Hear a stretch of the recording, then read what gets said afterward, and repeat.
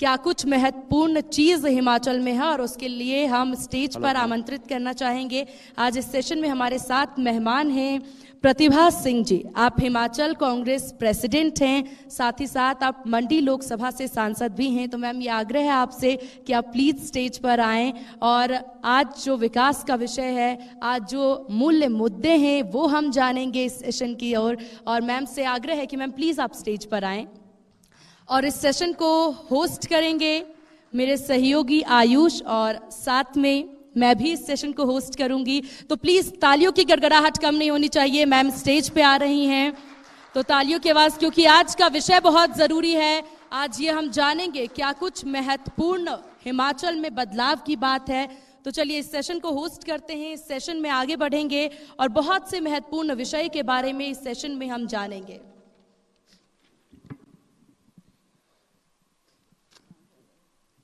तो आज हम लोग शिमला में मौजूद हैं और अब राजनीतिक जो चर्चा परिचर्चा है उसको थोड़ा आगे बढ़ाते हैं और ये थोड़ा समझने की कोशिश करते हैं कि हिमाचल की जो राजनीति है वो किस ओर जा रही है। और यहाँ से हिमाचल के बारे में आज सारा दिन, चूंकि इंडिया न्यूज़ आज हिमाचल में मौजूद है, तो उसी पर चर्चा करेंगे। प्रतिभा जी हमारे साथ हैं।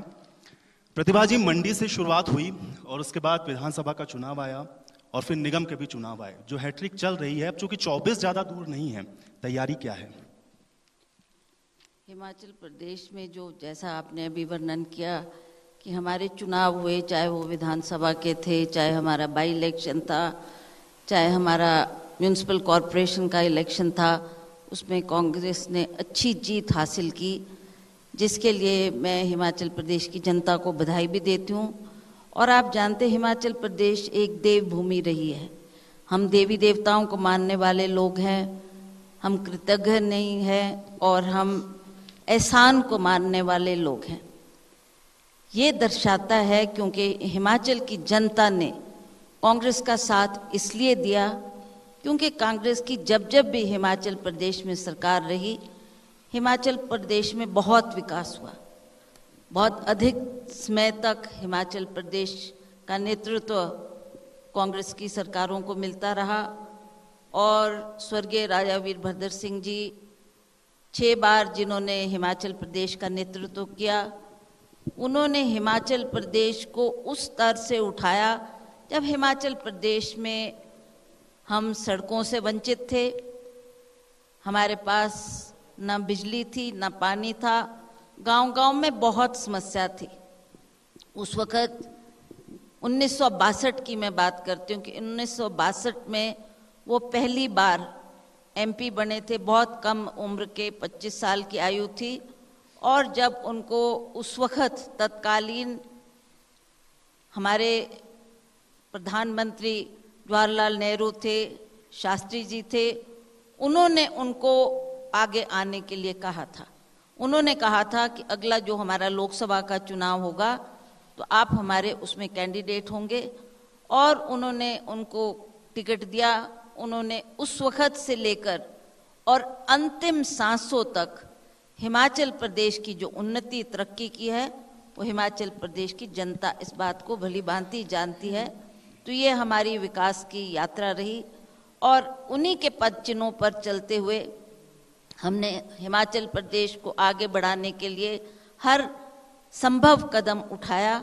और आने वाले वक्त में भी हम यही चाहते हैं कि हम जनता से अपना जुड़ाव रखें, जनता की समस्याओं को जानें और समस्याओं का निवारण करने का। लेकिन मैम, एक चीज मैं यहाँ पर आपसे जरूर जानना चाहूंगा, क्योंकि आपने वीरभद्र जी का जिक्र किया, वो एक लेगेसी, या हम लोग जब कांग्रेस को देखते हैं तो एक तरीके से उनके बिना मतलब कांग्रेस के बारे में कुछ भी कह पाना संभव नहीं है। कार्यकर्ताओं में जान फूंकने का काम उन्होंने तो किया, लेकिन वहां से जब हम 2024 तक आते हैं तो क्या बदला है आपको लगता है? और क्या अभी चुनौतियां हैं कांग्रेस के सामने, जिस तरीके का माहौल है इस समय, और खासतौर से भारतीय जनता पार्टी को कॉम्पिटिट करना? देखिए, उनका जाना पार्टी के लिए एक बहुत नुकसान पार्टी को उठाना पड़ा। वो जब यहाँ थे, उनका अपना निजी अनुभव था, कैसे काम करना है, कैसे सरकार को चलाना है, कैसे हमने हर व्यक्ति के घर द्वार तक पहुंचकर उनको विकास के कार्य देने। आज कुछ माहौल बदला है और उस बदले हुए माहौल में हम भी ये प्रयास कर रहे हैं कि कांग्रेस का जो काम हुआ, विकास हुआ, वो हम जन जन तक पहुंचाएं। हालांकि एमपी बनने के बाद ये तीसरी मर्तबा मुझे मौका दिया है लोगों ने, और जहाँ जहाँ भी मैं वहाँ गई मुझे बोलने की आवश्यकता नहीं पड़ी। लोगों ने खुद मुझे दर्शाया कि जितना भी आप काम हमारे क्षेत्रों में देख रहे हैं, चाहे वो स्कूलों की बात है, कॉलेजेस की बात है, अस्पतालों की बात है, वो सभी उनके कार्यकाल में वो काम हुए थे, जिसका आज भी लोग जिक्र करते हैं और उन्हीं के नाम पर हमारे को वोट देते हैं। पिछले विधानसभा की चुनाव की बात मैं आपके सामने रखना चाहती हूँ जी कि वो एक बहुत कठिन दौर था, और जब हम चुनाव का सामना करने जा रहे थे तो हमारा केंद्र में हाईकमांड कांग्रेस का, उन्होंने भी इस बात को समझा और जाना, और इसीलिए मुझे आगे किया, इसीलिए मुझे कांग्रेस का अध्यक्ष बनाया गया कि उनके नाम पे ही हम चुनाव जीत सकते हैं। मैंने हर क्षेत्र में जाकर इसका जिक्र किया, और क्योंकि अभी बहुत कम अरसा हुआ था उनको हमारे बीच में से गए, तो इन 2 सालों के कार्यकाल में लोगों ने उनके किए हुए कामों को याद रखते हुए कांग्रेस को पुनः आपने बहुत बेहतर तरीके से प्रदेश कांग्रेस को चलाया, और इसीलिए मैंने स्टार्टिंग में ही कहा, चूंकि चुनाव आप लोगों के नेतृत्व में था और अब 24 की तैयारी में मैं आपसे जानना चाह रहा हूं कि लोकसभा को लेकर के किस तरीके से तैयार हैं। क्योंकि भारतीय जनता पार्टी जो कहती है कि बूथ तक उसके पास कार्यकर्ता हैं, उनकी तैयारी रहती है, वो लोग हमेशा ये भी कहते हैं कि हम चुनाव के लिए हमेशा तैयार हैं। कांग्रेस हिमाचल के अंदर कितना तैयार है 24 के लिए? देखिए, अब हम भी जानते हैं कि 24 का चुनाव आ चुका है, कुछ ही महीनों में हमारा ये चुनाव होना है, और इस चुनाव को जीतना हमारे लिए बहुत महत्वपूर्ण है। हम भी प्रयास कर रहे हैं, हम भी कांग्रेस की नीतियों को लेकर, कांग्रेस के कामों को लेकर जनता के बीच में जा रहे हैं। आपने कहा कि बीजेपी के लोग भी इसमें बहुत अपनी पार्टी की गतिविधियों को लेकर लोगों के बीच में जा रहे हैं, पर मुझे ये बात को बोलते हुए कोई झिझक नहीं है कि इनके कार्यकाल में अगर आप कंपेयर करें कांग्रेस के सरकारों के काम किए गए और इनके कार्यकाल में क्या काम हुआ, वो भी जनता के सामने है। अब ये कहेंगे हमारे सारे कार्यकर्ता फील्ड में है, हमने पन्ना प्रमुख बना दिए, हमने एक एक बूथ स्तर पर अपने लोगों को तैनात कर दिया। वो बात ठीक है कि इनकी कार्य करने की इनकी क्षमता बहुत अच्छी है, और बहुत अच्छी तरह से ये लोग अपने वर्कर्स को मोटिवेट करते हैं, उनको आदेश देते हैं, और उसके मुताबिक वो भी काम करते हैं। पर जहाँ तक वोट की बात है, लोग अंततः ये देखते हैं कि हिमाचल प्रदेश को बनाने में, उसको आगे बढ़ाने में, विकास के कार्य में किसकी अहम भूमिका रही। मैं बड़े गर्व के साथ ये कह सकती हूँ कि कांग्रेस की सरकार, जब हमारे श्रीमती इंदिरा गांधी जी हमारी प्रधानमंत्री थी, तब से लेकर उस वक्त उन्होंने हिमाचल प्रदेश की बहुत मदद की। आप जानते हैं ये छोटा सा प्रदेश है, कोई ज़्यादा हमारे पास इंडस्ट्रीज नहीं है, बिजनेस नहीं है, कोई ऐसे आय के साधन नहीं है। श्रीमती इंदिरा गांधी जी उस वक्त जब दौरा करती थी हिमाचल प्रदेश का, तो वो ट्राइबल एरिया जैसे हमारा लाहौल स्पीति है, पांगी भरमौर है, उन क्षेत्रों में भी वो कई बार गई और वहाँ के लोगों के दुख तकलीफ को जानने का उन्होंने प्रयास किया। और हमें खुशी है कि उन्होंने उस वक्त लाहौल स्पीति के लोगों को पूछा था कि आप बताएं आपको क्या चाहिए, मैं आपकी क्या सेवा कर सकती हूँ, मैं देश की प्रधानमंत्री हूँ। तो लोगों ने कहा, मैडम एक हमको अगर आप सुरंग बना के दे दें तो हमारा ये इलाका 6 महीने के लिए कट जाता है, वो हमारे से जुड़ जाएगा और हमको बहुत बड़ी सुविधा मिलेगी। उन्होंने जैसे ही तुरंत वो दिल्ली लौटी इस काम को शुरू किया, और इसके ऊपर अभी काम चल ही रहा था कि अकस्मात वो हमारे बीच में नहीं रही। उसके बाद राजीव गांधी जी जब प्रधानमंत्री बने, उन्होंने भी इस कार्य में अपना बहुत बड़ा योगदान दिया, और हम आभारी हैं कि हमारी कांग्रेस की यूपीए की सरकार ने, जब डॉक्टर मनमोहन सिंह जी हमारे प्रधानमंत्री थे और मुझे भी उस वक्त एमपी बनने का सौभाग्य प्राप्त हुआ था, तो मैंने भी अपने क्षेत्र, क्योंकि आप जानते हैं लाहौल स्पीति का क्षेत्र मेरे ही संसदीय क्षेत्र का एक हिस्सा है, तो इस समस्या को लेकर जब मैं डॉक्टर साहब के पास गई, उनसे आग्रह किया कि जी ये इंदिरा जी का स्वप्न था, तो आप इसको साकार करने में हमारी भूमिका आपकी बहुत बड़ी रहेगी। हम आपसे आग्रह करने आए हैं। तो यूपीए सरकार ने हमको इसके लिए पैसा भी दिया और इसके काम की शुरुआत उन्होंने ही की थी, बल्कि श्रीमती सोनिया गांधी जी स्वयं आई थी इसका शिलान्यास करने के लिए।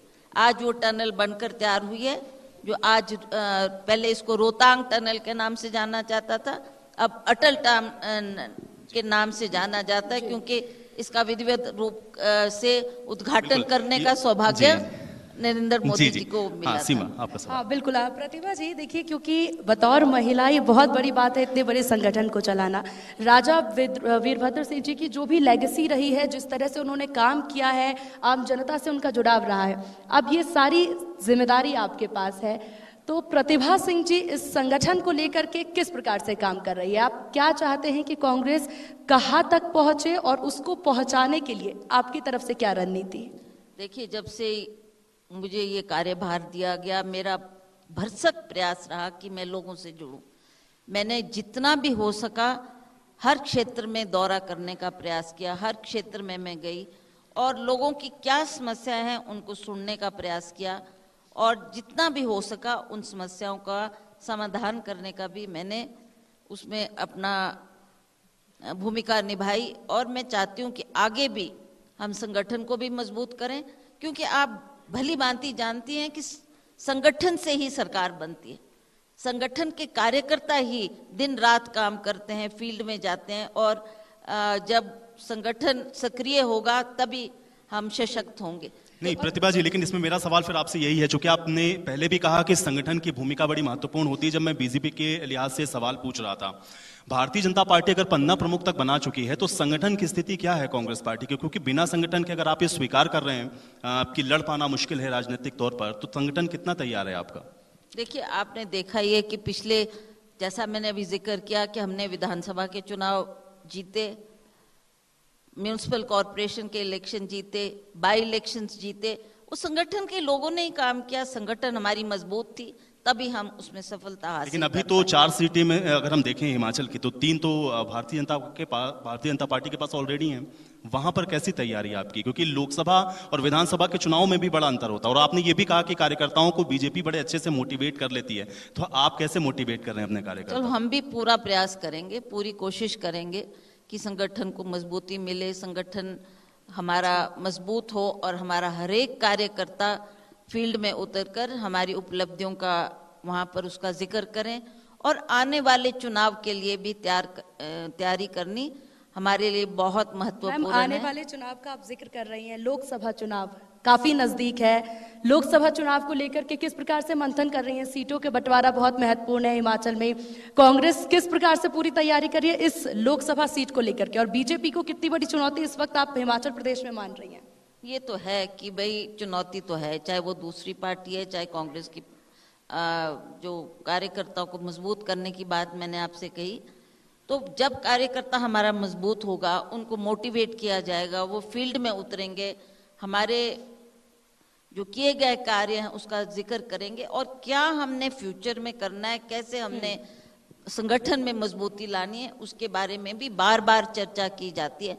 हमारे जितने भी संगठन के साथ जुड़े, चाहे वो हमारा सेवा दल है, NSUI है, यूथ कांग्रेस है, महिला कांग्रेस है, सभी को हम जोड़कर साथ चलते हैं। और मंडी लोकसभा सीट के बारे में क्या कहेंगे? क्या वहीं से चुनाव लड़ेंगे आप इस बार? देखिए, वैसे तो ये फैसला हाईकमांड करती है। आप क्या चाहती हैं? मुझे जिम्मेवारी देंगे तो मैं लड़ूंगी, और इस पहले भी काम किया, आइंदा भी करने को तैयार हूँ। आयुष जी। चलिए, तो अब समय हमारे पास इतना ही था। बहुत शुक्रिया प्रतिभा जी।